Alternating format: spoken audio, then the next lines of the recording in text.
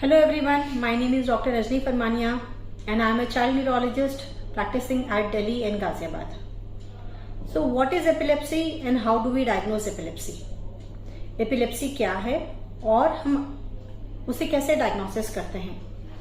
Epilepsy यानी मिर्गी की बीमारी का मतलब है कि एक बच्चे को टेंडेंसी है कि उसे रिपीटेड झटके आए. So disorder in which a child can have repeated convulsions. Generally किसी बच्चे को अगर 2 बार झटके आते हैं जो कि बिना कारणवश हैं तो हम उसे एपिलेप्सी लेबल करते हैं. एपिलेप्सी लेबल करने के लिए और भी मल्टीपल क्राइटेरियाज हैं जो कि डॉक्टर हिस्ट्री वाइज डायग्नोसिस बनाता है. So first and very important information here is that diagnosis of epilepsy is made clinically based on the history depending upon multiple factors कि birth पे क्या complication था, बच्चे के डिलीवरी के टाइम पे कोई इश्यूज था कि नहीं था, डेवलपमेंट में क्या है, फैमिली में क्या है, बच्चे के ओवरऑल क्लिनिकल फीचर्स क्या हैं, उसका सीजर टाइप क्या है.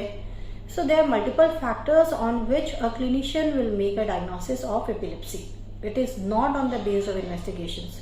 So parents usually ask कि MRI तो नॉर्मल है, EEG भी नॉर्मल है, तो बच्चों को मिर्गी की बीमारी कैसे है. So here the information is that epilepsy is diagnosed clinically, and here very important piece of information is got by video recording. अगर किसी मरीज को जब ये हो रहा है, उनके घर वालों ने अगर कोई वीडियो रिकॉर्डिंग की है या कोई एविडेंस देखा है जिसकी वो बहुत डिटेल डिस्क्रिप्शन डॉक्टर को बता पाते हैं, then that is also very important. And आज के ज़माने में जब सबके पास मोबाइल है तो वीडियो रिकॉर्ड करना काफ़ी आसान है. बस यही है कि जनरली पेशेंट को पता नहीं होता फर्स्ट टाइम कि हो रहा है तो हम वीडियो रिकॉर्ड करें. वो सिचुएशन इतनी पैनिक वाली होती है कि वीडियो रिकॉर्ड करना हम कई बार भूल जाते हैं. But this will give a very important idea to the doctor और टू द क्लिनिशियन कि बच्चे को एपिलेप्सी है या नहीं है.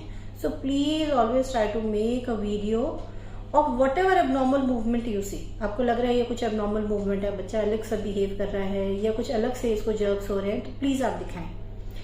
Specially for a child who is less than 1 year old. अगर 1 साल से छोटा बच्चा होता है तो उसके बहुत सारी मूवमेंट्स हैं जो कि अजीब होती हैं, जो कि एपिलेप्सी की तरह लगती हैं बट होती नहीं है. सो ऐसे केसेस में अगर डॉक्टर ने डिटेल में हिस्ट्री ली है और उसको ये आइडिया है कि ये नॉर्मल इन्फेंसी के मूवमेंट्स हैं, देन अननेसेसरी जांचों से भी बच जाता है patient. So that video is very very important. Always try to record a video whenever you feel that something is very unusual. दूसरी बात है कि जो MRI और EEG डॉक्टर कराते हैं वो एक सपोर्टिव इन्वेस्टिगेशन है. इसका मतलब ये कि कई बार बच्चे को ट्रू एपिलेप्सी है, दिख रहा है कि बच्चे को झटके हुए हैं, लेकिन MRI भी नॉर्मल, EEG भी नॉर्मल. ऐसे बहुत सारे केसेस हैं.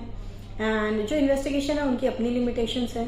जैसे फॉर एग्जांपल हम एक एक करके स्टार्ट करते हैं. First is MRI. MRI में क्या है कि MRI की बहुत सारी वैरायटीज हैं. MRI के प्रोटोकॉल्स भी अलग हैं. सो डॉक्टर अपनी एक्सपर्टीज के हिसाब से आपको एक MRI करने के लिए बोलता है, बट MRI की मशीन की पावर अलग है. सो कई बार वो 1.5 टेस्ला होती है, कई बार वो 3 टेस्ला होती है. Tesla is the power of magnet. So जितना ज्यादा नंबर ऑफ टेस्ला है इसका मतलब उतनी क्लियर इमेज आपको मिलेगी, उतना क्लियर रिजोल्यूशन आपको मिलेगा.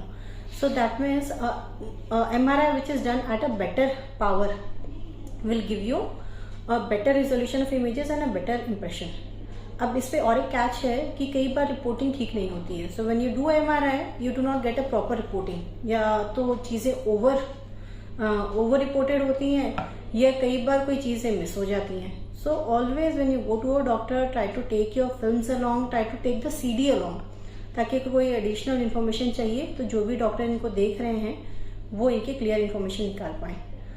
सो MRI का टाइप, MRI की क्वालिटी एंड MRI की रिपोर्टिंग, ये तीनों बहुत इंपॉर्टेंट है to reach to a diagnosis. Second हम आते हैं EEG पे. सो हाउ इम्पॉर्टेंट है EEG? EEG करना क्या इंपॉर्टेंट है? Will 1 EEG make a diagnosis? It is not like that. EEG में भी सेम थिंग है कि कई बार प्रोटोकॉल अलग होते हैं. अगर किसी बच्चे को नींद में झटके हुए हैं, suppose a child has conversion at night during sleep, so if you get awake EEG, एक जागते हुए बच्चे का 15 मिनट का रिकॉर्ड करेंगे, this will give you no information. If a child has a convulsion in sleep, so better is to get a sleep deprived EEG done, natural sleep EEG done.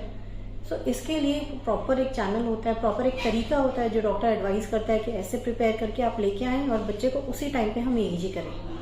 So brain की waves को एक correct time पे आप identify करें और उसके बारे में एक डायग्नोसिस बनाएं। दूसरा है, कई बार EEG की क्वालिटी प्रॉपर नहीं होती है। जो टेक्नीशियन कर रहा है, अगर उसे बच्चों की EEG करने की जानकारी नहीं है तो कई बार बहुत गलत तरीके से रिकॉर्ड हुआ होता है।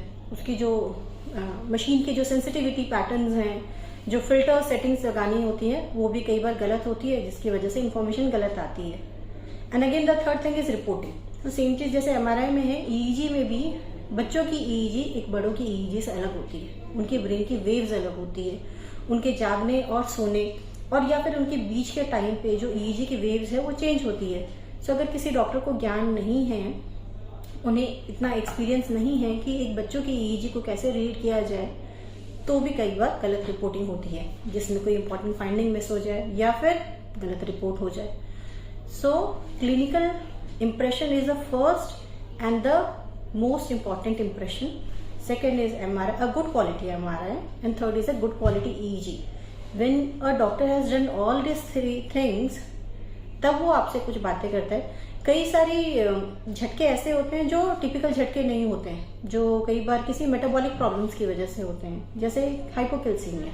सपोज एक किसी बच्चे को कोई इसी तरीके का झटका है जो कि हाइपोकैल्सीमिया या कैल्शियम की कमी की वजह से हो सकता है, तो डॉक्टर ब्लड टेस्ट लिखता है। So there are multiple other investigations which a doctor can prescribe depending upon the individual case. So clinical impression, supportive investigation and then a final diagnosis.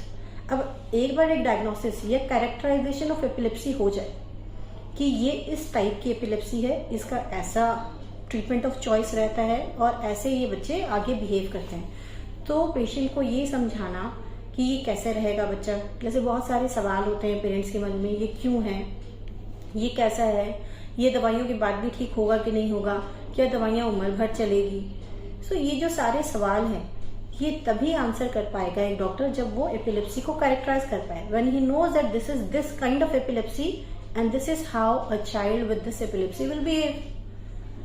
सो एक करेक्ट क्लिनिकल इन्फॉर्मेशन जिसकी बहुत detailing होती है। So first time जब हम OPD में consult करते हैं, it can go very long. Second है एक गुड क्वालिटी इन्वेस्टिगेशन, जैसा मैंने आपको बताया, एंड उसके बाद में clinical discussion and then regular follow. कई बार डॉक्टर जब बताता है कि ये एपिलेप्सी है, it will be easily controlled, but then हर बच्चा अलग होता है, हर बच्चे की बायोलॉजिकल मेकअप अलग होता है, तो वो दवाई को अलग तरीके से रिएक्ट करेगा। कुछ एपिलेप्सीज में बार बार देखना होता है, जल्दी जल्दी कुछ मेडिसिन भी चेंज करनी पड़ सकती है। So it will all depend upon individual cases.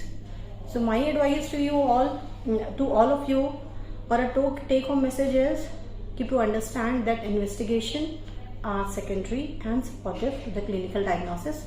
So please visit your doctor whenever you feel that something is unusual or abnormal, and please make a video. That will help your child to get a better diagnosis and treatment. Thank you.